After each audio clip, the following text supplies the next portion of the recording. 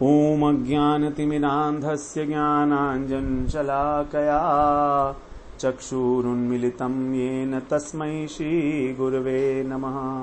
वाञ्छाकल्पतरुभ्यश्च कृपा सिन्धुभ्यैव च पतितानां पावनेभ्यो वैष्णवेभ्यो नमो नमः।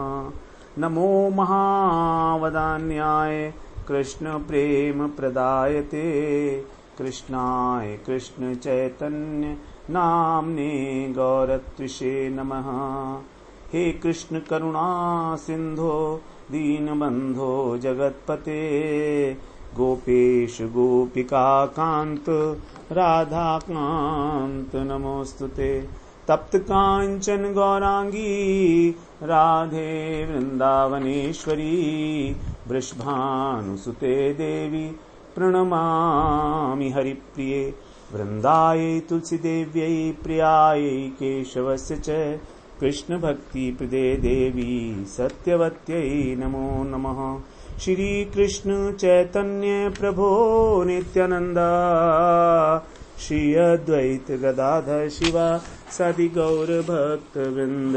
हरे कृष्णा कृष्णा कृष्ण हरे हरे हरे राम राम राम हरे हरे। हरे कृष्णा।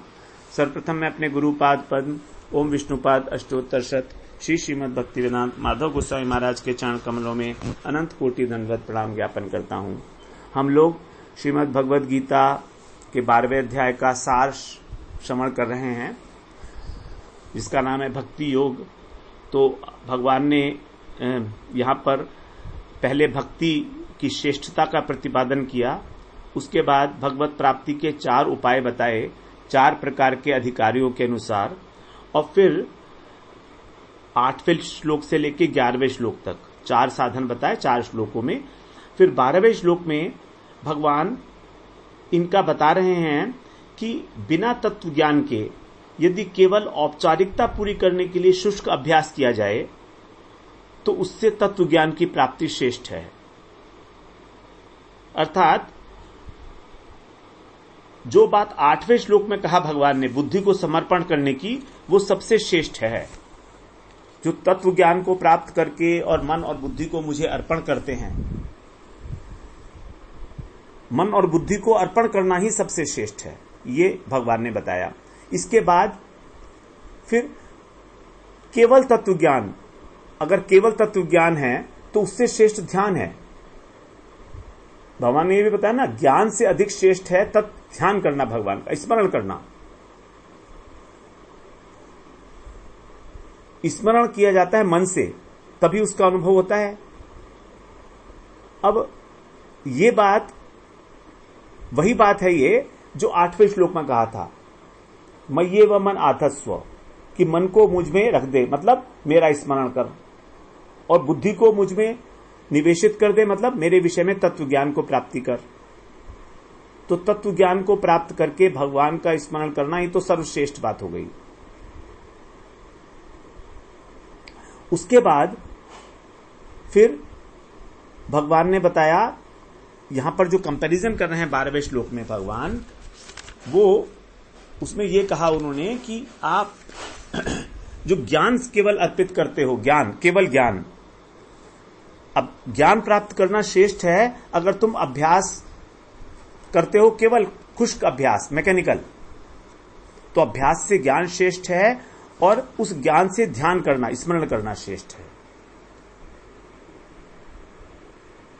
मतलब इसका यह हुआ कि भगवत प्राप्ति में बुद्धि की अपेक्षा मन की प्रधानता है। इसीलिए 8वें श्लोक में पहले मन को समर्पित करने की बात की, उसके बाद फिर बुद्धि की बात की, क्योंकि ध्यान की जो अनुभूति है, भगवत स्मरण की जो अनुभूति है, वो हमारे जीवन में दिखाई देती है। कर्म फल का त्याग हो जाता है उससे अपने आप से, जो ध्यान का फल है। ध्यान का फल बताया ना भगवान, ध्यानात् कर्म फल त्यागम। तो ये भगवान का स्मरण किया जाएगा, उनका ध्यान किया जाएगा, तो कर्म का फल अपने आप त्याग हो जाएगा, मतलब उसमें आसक्ति खत्म हो जाएगी। तो यहां पर भगवान ने कर्म, ज्ञान, ध्यान और कर्मफल के त्याग, इन चारों बातों को एक सूत्र में बांधा है। और उत्तम भक्ति के सोपानों का यहां पर वर्णन किया इस प्रकार से। तीसरे प्रकरण में सिद्ध भक्तों के लक्षण गिनाए भगवान ने, 39 लक्षण बताए, जिनमें से अधिकतर तो वही हैं जो वैष्णवों के 26 गुण होते हैं। और अंत में 20वें श्लोक में मत परमा शब्द कह के भक्त का जो स्वरूप था, स्वरूप लक्षण, उसकी चर्चा की, जो कृष्णैक शरणम, कृष्ण के ही एकमात्र शरण होना, यही है मत परमा, मेरे परायण होना, भगवत परायण होना। तो इसके पहले जो हमारा ये 8 श्लोकों का अष्टक है, अमृताष्टक कहा गया जिसे, 13 से लेकर 20 तक, इसमें पहले 7 श्लोकों में भगवान ने भक्तों के लक्षण बताए 4 चरणों में। चरण का मतलब पार्ट, जैसे पहले चरण में, पहला चरण है 13वां और 14वां श्लोक, उसमें 12 लक्षण बताए।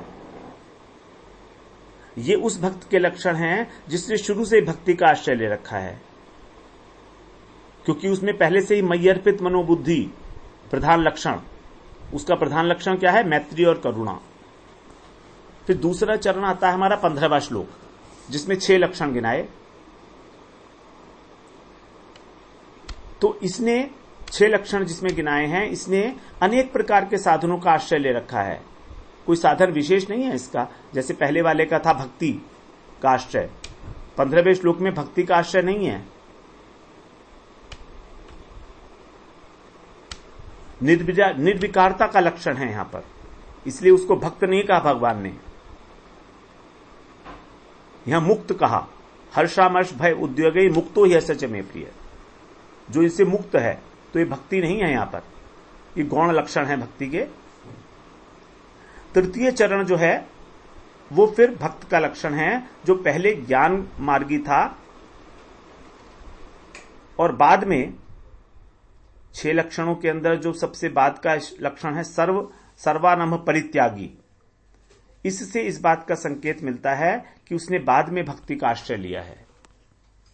ही has not started with the bhakti yoga, but later on he switched on to भक्ति।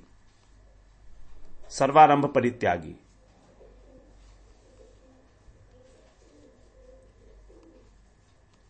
तो पहले चरण में, दूसरे चरण में और तीसरे चरण में, पहला चरण हो गया हमारा 13वां और 14वां श्लोक, उसने भक्ति का आश्रय लिया है, इसलिए उसके अंदर मैत्री और करुणा इत्यादि लक्षण गिनाए भगवान ने।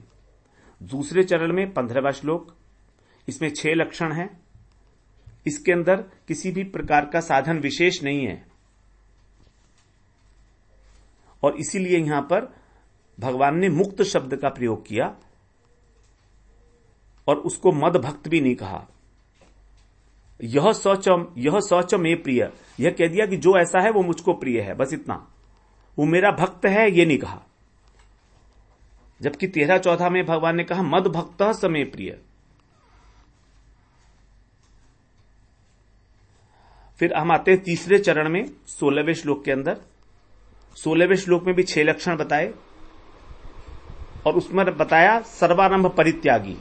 तो सर्वानंद परित्यागी ही उसमें इंपॉर्टेंट था, सबसे महत्वपूर्ण। वहां पर भी उसको मदभक्त कहा भगवान ने, यो मदभक्त समय प्रिय।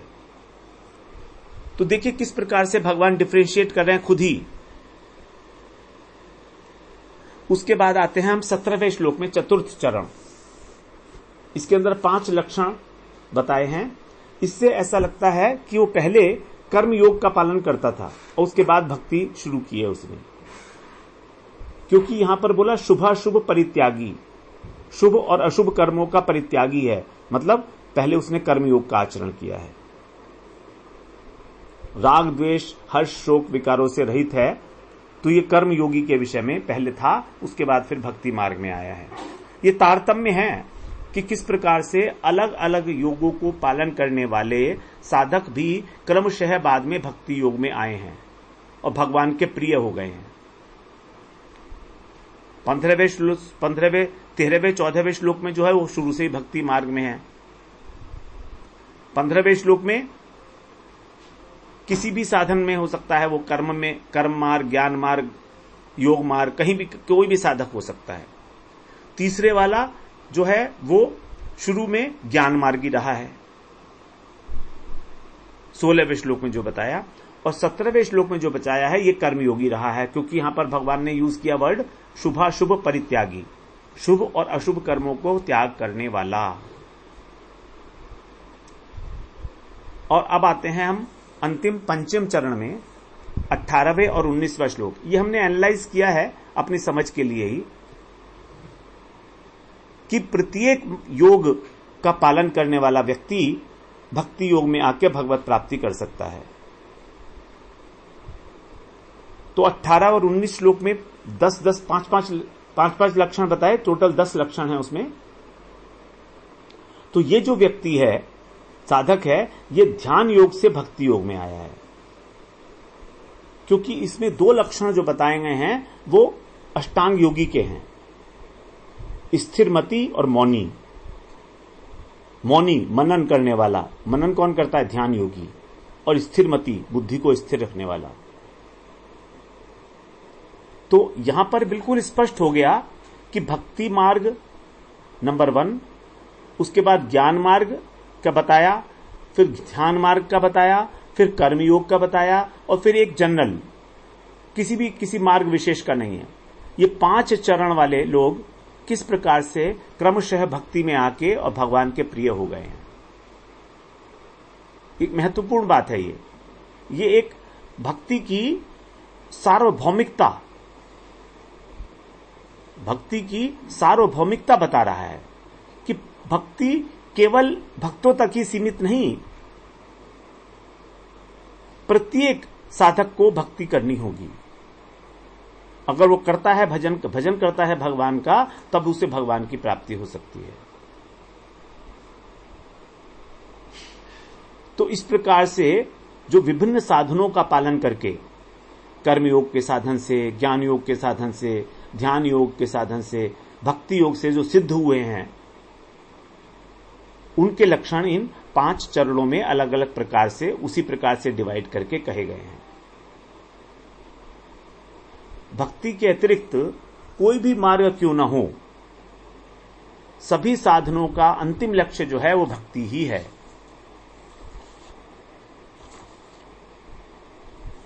तुलसीदास जी ने बिल्कुल स्पष्ट कहा है, जहां लगी साधन वेग वेद बखानी, सब कर फल हरि भगति भवानी। शिव जी कह रहे हैं पार्वती से, हे भवानी सुनो, जहां लगी साधन वेद बखानी, वेदों में अनेक अनेक प्रकार के साधनों का साधन का वर्णन किया गया है। सब कर फल हरि भगति भवानी, सभी साधनों का एक ही फल है, भगवान की भक्ति। लेकिन फिर भी जो साधन प्रारंभ में किया जाता है, उसके अनुरूप साधन करते हुए जो स्वभाव बन जाता है, वो स्वभाव जब भक्ति के अंदर वो व्यक्ति आ जाता है भक्ति लाइन में, तो वो स्वभाव जो है उसका तब भी परिलक्षित होता है। भक्ति का अनुष्ठान करते हुए भी उसका स्वभाव, जो जिस प्रकार के साधन उसने किए हैं और जिस प्रकार का उसका स्वभाव बन गया है, वो भक्ति मार्ग के अंदर आकर भी दिखाई देता है। क्योंकि स्वभाव किसी का सहजता से परिवर्तन नहीं हो सकता है, इसीलिए भगवान ने यहां पर सभी प्रकार के स्वभाव बताए। शुभाशुभ परित्यागी, यो न हृष्यति न द्वेषति, समय शत्रौ च मित्रे च, ये सब स्वभाव हैं। अनपेक्ष, सुचिर, दक्ष, उदासीन, गतव्यथ, सर्वारंभ परित्यागी। अब उदासीन कौन होता है? ज्ञान मार्गी के लिए कह रहे हैं भगवान उदासीन, बिल्कुल स्पष्ट है। सर्वारंभ परित्यागी, यो मद्भक्त से मैं प्रिय, कर्मों का त्याग करने वाला, सर्वारंभ परित्यागी, तो ज्ञान मार्गी के लिए है।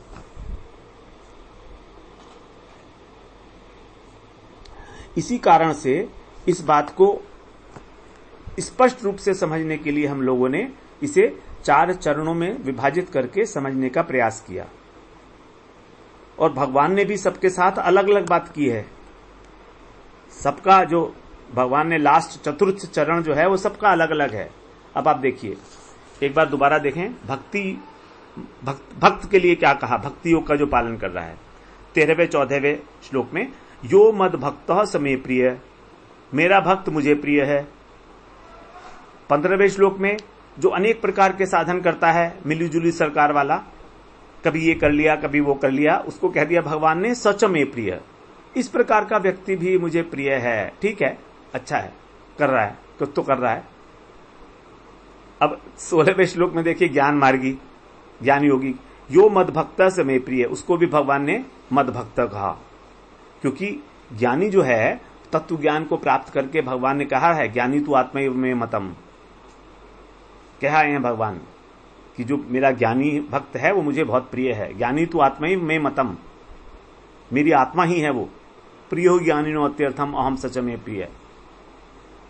उसके बाद 17वें श्लोक कर्मयोगी, भक्तिमान्य से में प्रिय है, वो भी भक्तिमान है। और ध्यान योगी के लिए 18-19 में भक्तिमान में प्रियो न रहा, उसको लिए भक्तिमान कहा। तो दो के लिए कहा भक्तिमान, कर्मयोग और ध्यान योग। ज्ञान के लिए कह दिया भक्त, भक्ति के लिए तो भक्त है ही, लेकिन जो अनेक प्रकार के साधन कर रहा है उसके लिए भगवान चुप रहे, कह दिया सच में प्रिय, वो मुझे प्रिय है।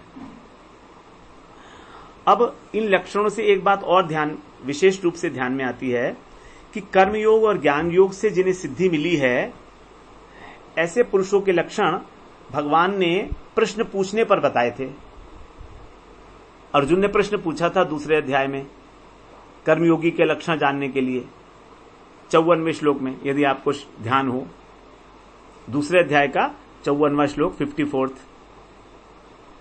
उसमें भगवान कह रहे हैं स्थित प्रज्ञ, अर्जुन पूछ रहे हैं स्थित प्रज्ञस्य का भाषा समाधिस्थस्य केशव स्थिति किम प्रभाषेत किम आसीत ब्रजेत किम। कि जो स्थित प्रज्ञ पुरुष है, जो कर्मयोगी है, वो कैसा, उसका लक्षण क्या है, भाषा उसका लक्षण क्या है, और किस प्रकार वो बोलता है, भाषा क्या है उसकी, बोलचाल की भाषा, कैसे बैठता है और कैसे चलता है, मतलब उसका आचरण कैसा है, कैसे व्यवहार करता है लोगों के साथ। जब प्रश्न पूछा अर्जुन ने तो भगवान ने बताया, बहुत अच्छे तरीके से बताया, आगे पूरे के पूरे डिटेल में 7-8 श्लोक में बताया भगवान ने। उसी प्रकार से अर्जुन ने 14वें अध्याय में भी पूछेंगे प्रश्न, ज्ञान योगी के लक्षण बताइए आप। 14वें अध्याय का 21वां श्लोक है, उसमें पूछेंगे भगवान से अर्जुन, कैलिंग स्त्रीन गुणानेतान अतीतो भवति प्रभो किमाचारः कथम चयेतान त्रीन गुणान अतिवर्तते। कि जो 3 गुण से अतीत लोग हैं, इनके क्या लक्षण हैं, कई लिंगई लक्षण क्या है इनके जो गुणातीत हैं। किम आचार है, उनका आचरण कैसा होता है। कथम चयेतान त्रीन गुणान अतिवर्तते, और किस प्रकार वो गुणों से अतिक्रमण कर जाते हैं। ये भगवान से पूछेंगे आगे प्रश्न Arjun. This is important to know. कर्म योग के संबंध में और ज्ञान योग के संबंध में, कर्म योगी के और ज्ञान योगी के लक्षण अर्जुन ने भगवान से पूछे, प्रश्न किया। जब प्रश्न किया तो भगवान ने उनका उत्तर भी दिया, और बहुत सुंदर रूप से उनका उत्तर दिया। वहां पर दूसरे अध्याय में यदि आप देखेंगे 54वें श्लोक में अर्जुन ने प्रश्न पूछा था, और इसका उत्तर भगवान ने फिर दिया 55वें श्लोक से लेकर और आगे काफी 58वें श्लोक तक भगवान ने इसका उत्तर दिया, 4 श्लोकों में, 55, 56, 57, 58। तस्य प्रज्ञा प्रतिष्ठिता, तस्य प्रज्ञा प्रतिष्ठिता, इस प्रकार से कह के, और फिर आगे भी कहा है तस्य प्रज्ञा प्रतिष्ठिता। 61वें श्लोक में भी कहा है तस्य प्रज्ञा प्रतिष्ठिता, उसके बाद भी कहा है 68वें श्लोक में भी तस्य प्रज्ञा प्रतिष्ठिता। तो बहुत लंबा उत्तर दिया है भगवान ने इसका दूसरे अध्याय में। और 14वें अध्याय को यदि आप देखेंगे, 21वां श्लोक जिसमें अर्जुन ने प्रश्न पूछा भगवान से, फिर उसका उत्तर भी भगवान ने वहां पर उनको दिया है 6 श्लोकों के अंदर। 22वें श्लोक से लेके और अंतिम श्लोक तक अथवा 26वें श्लोक तक मान लीजिए, 3 4 5 श्लोकों में उसका उत्तर दिया। गुणातीत अवस्था को कैसे प्राप्त किया जाता है, उसका आचरण क्या है, किस प्रकार से वो बर्ताव करता है, व्यवहार करता है, ये सब भगवान ने बताया। अब आश्चर्य की बात क्या है कि भक्ति योग के लक्षण अर्जुन ने पूछे नहीं, और भगवान ने अपनी ओर से 7 श्लोकों के अंदर भक्ति योगी के लक्षण बताए हैं। अपनी ओर से बताए हैं भगवान ने, अर्जुन ने नहीं पूछे। शायद अर्जुन को पता होगा भक्त भगवान को बहुत प्रिय हैं, इसलिए उनके लक्षण तो बताएंगे ही, तो इसलिए शायद अर्जुन ने ना भी पूछा हो, ऐसा हो सकता है। लेकिन भगवान ने कृपा करके अर्जुन को ये सारी बातें बताई। विशेष कृपा भक्तों के ऊपर भगवान की, और हम सबके ऊपर, इसीलिए इसको कहा गया अमृताष्टक। कर्मयोगी के लक्षण इतने सारे बताए, ज्ञान योगी के लक्षण इतने सारे बताए, लेकिन उसको कोई अष्टक नहीं कहा गया, उसको कोई अमृत नहीं कहा गया। मगर यहां पर अमृताष्टक की संज्ञा दी गई है इसको, 8 श्लोकों को। उसी प्रकार से दूसरी बात देखें, अर्जुन ने भगवान से कर्म योग और ज्ञान योग इनकी तारतम्यता के विषय में पूछा था कि इनमें से कौन सा श्रेष्ठ है। तो दूसरे श्लोक में भगवान ने उत्तर दिया, 5वें अध्याय के, संन्यासः कर्म योगश्च निःश्रेयस करौ भौ तयोस्तु कर्म संन्यासात् कर्म योगो विशिष्यते। संन्यासः कर्म योगश्च निःश्रेयस करौ भौ, कर्म संन्यास और कर्म योग निश्चित रूप से ये व्यक्ति मात्र का कल्याण करने वाले हैं, निश्चयस दोनों ही। तयोस्तु कर्म संन्यासात् कर्म योगो विशिष्यते, तो भी इन दोनों में भी कर्मयोग विशेष है कर्म संन्यास से। लेकिन यहां पर भगवान से किसी प्रकार का कोई प्रश्न नहीं पूछा गया 7वें अध्याय के पहले श्लोक के बाद। मय्यासक्त मना पार्थ योगम युञ्जन मदाश्रय असंशयम समग्रामाम यथा ज्ञास्यसि तत्शृणु। 6ठे अध्याय का जो अंतिम श्लोक था, जिसमें भगवान ने बताया था श्रद्धा न मत परमा भक्तास्ते अतीव में प्रिया, कि मेरे भक्त जो परम श्रद्धा के साथ मेरी पूजा करते हैं, मेरा भजन करते हैं, वो मुझे बहुत प्रिय हैं, युक्ततम हैं। अर्जुन ने प्रश्न नहीं पूछा कि आप उनके लक्षण बताइए। अर्जुन 7वें अध्याय से भगवान ने स्वयं ही स्टार्ट कर दी बात, पहले श्लोक से अपने आप बात स्टार्ट कर दी। मय्यासक्त मनः पार्थ योगम युञ्जन मदाश्रय, कि किस प्रकार से जो मेरे अंदर आसक्त लोग हैं वे भक्ति योग का पालन करते हैं, मेरा आश्रय लेकर, मैं तुझे सब अच्छी तरह से बताऊंगा। और बताना शुरू किया फिर भगवान ने।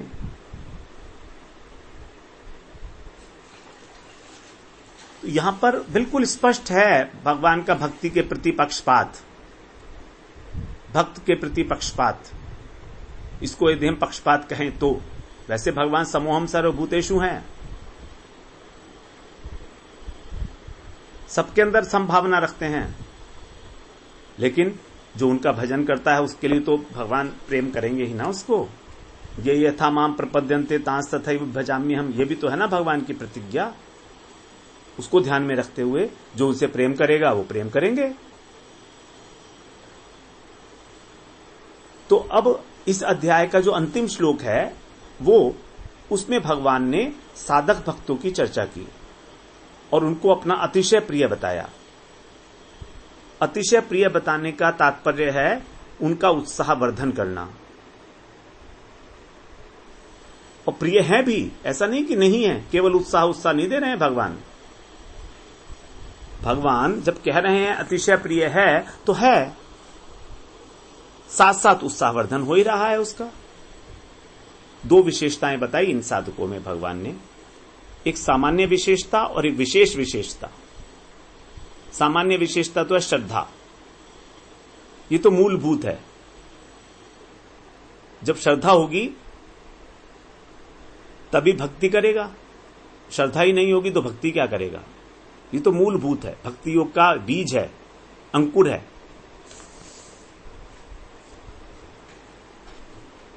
लेकिन दूसरा जो कहा, मत परायणता, भगवत परायणता, ये मुख्य है।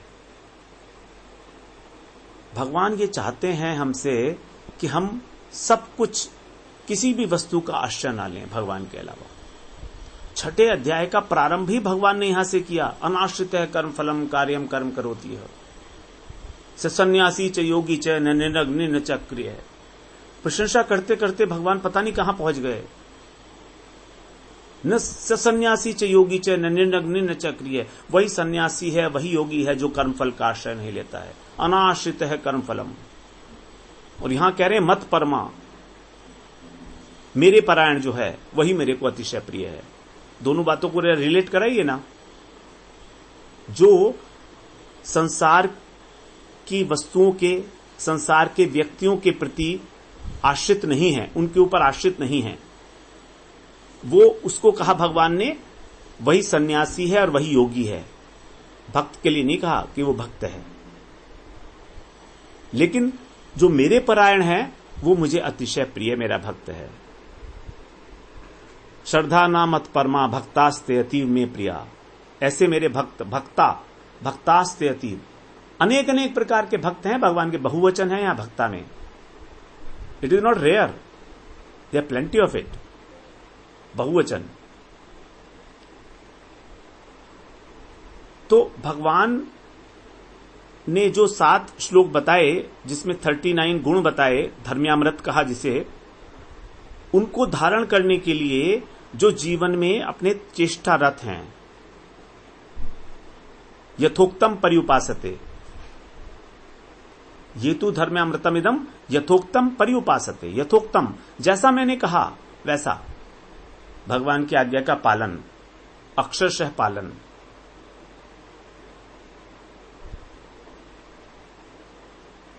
तो इस श्लोक का जो तात्पर्य है वो यही है कि भक्त पहले जो साधन परायण था, साधन भक्ति के अंदर श्रद्धा, साधु संग, उसके बाद भजन क्रिया, अनर्थ निवृत्ति करते करते करते करते निष्ठा, रुचि में जो उसकी साधन परायणता थी, अब वो भजन परायणता जो थी, अब वो भजनीय वस्तु परायणता हो गई है। यानी रुचि प्रगाढ़ होने पर जब आसक्ति हो गई, भजन प्रधान होने से भजनीय वस्तु प्रधान हो गई, तब उसने साधन भक्ति के अंतिम सोपान अर्थात 7वें सोपान आसक्ति में प्रवेश किया है। तभी यहां पर मत परमा शब्द जो है वो घटित होगा, तभी भगवान का वो अतिशय प्रिय हो जाएगा। उसके बाद तो फिर भाव भक्ति है। तो ये जो अंतिम श्लोक है ये पहले 7 श्लोकों का कॉम्प्लीमेंट्री है। इसके अंदर स्वरूप लक्षण बता दिया भगवान ने। कृष्णैक शरणम, कृष्ण के ही एकमात्र शरण होना। इसीलिए इस पूरे अष्टक को कहा गया धर्म्यामृतम, धर्म रूपी अमृत। यही भागवत धर्म है, यही आनंद स्वरूप है, यही आनंद अमृत स्वरूप है। इन गुणों से भगवान प्रसन्न होते हैं। यही धर्म रूपी अमृत की उपासना है। भक्ति का स्वरूप ही है अमृत स्वरूपाच। नारद जी ने कहा भक्ति सूत्र में, नारद भक्ति स्वरूप में भक्ति कैसी है? अमृत स्वरूपाच, अमृत स्वरूप है भक्ति। तो इस अध्याय के शुरू से अंत तक केवल भक्ति का ही वर्णन किया गया है। पहले ज्ञान योग से भक्ति योग की श्रेष्ठता बताई, फिर भक्ति के उपाय बताए, फिर भक्तों के लक्षण बताए। तो उपक्रम और उपसंहार दोनों ही भक्ति के अंदर हैं। दोनों ही, उपक्रम भी वही था और उपसंहार भी वहीं पर हो रहा है, केवल भक्ति की श्रेष्ठता को स्थापित करने के लिए। ज्ञान मार्ग की चर्चा तो थोड़ी बहुत की गई तुलनात्मक रूप से, केवल तुलनात्मक रूप से। किसी भी चीज की श्रेष्ठता को स्थापित करने के लिए उसका जो नियरेस्ट कॉम्पिटिटर है उससे तुलना करनी पड़ती है ना, कोई कंफ्यूजन ना रहे। निर्विशेष ब्रह्म की उपासना और भक्ति के अंदर कोई कंफ्यूजन ना हो, इसलिए 12वें अध्याय की अवतारणा की गई और इसीलिए इसका नाम है भक्ति योग। तो हम लोगों ने इस प्रकार 12वें अध्याय का श्रवण किया। अब हम कल